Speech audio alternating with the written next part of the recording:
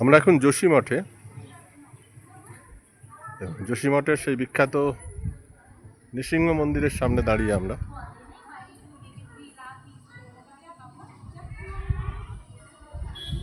ভেতরে নৃসিংহ বা নরসিংহ যাই বলুন, তার মূর্তি, যিনি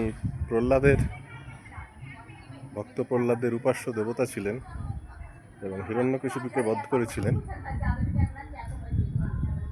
তার মূর্তি ভেতরে আছে।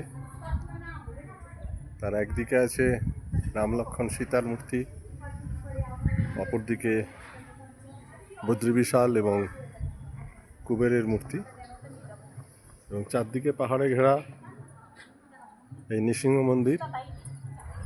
অনেকেই জানেন না, ঠিক পাশ দিয়ে বেরিয়ে যান, বদ্রী যাওয়ার পথে পড়ে। যোশীমঠ থেকে বদ্রীর দিকে যেতে মাত্র 2 কিলোমিটার পরেই। এখান থেকে বদ্রীনাথের দূরত্ব 40 কিলোমিটার। আমরা এই নৃসিংহ মন্দির দর্শন করলাম।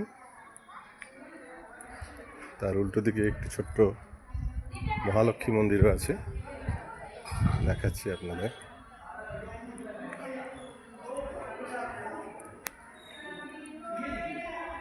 এটি নৃসিংহ মন্দিরের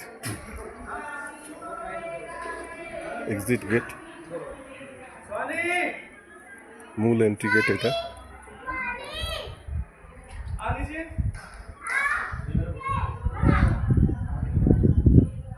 নরসিংহ বা নৃসিংহ যাই বলুন, এই মূল গেট।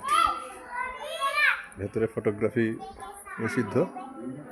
এখান থেকে আপনাদের ভেতরটা একটু দেখানোর চেষ্টা করি।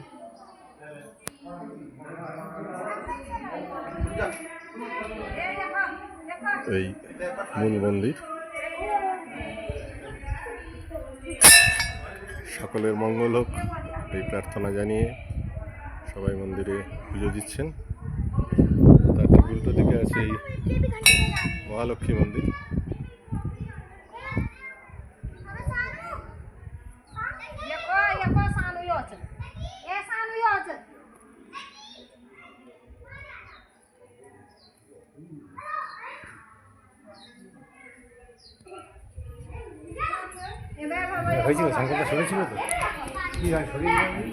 এই নৃসিংহ মন্দির দর্শন করে আমরা এগিয়ে যাব জয় বদ্রী বিশাল বলে বদ্রীনাথের দিকে।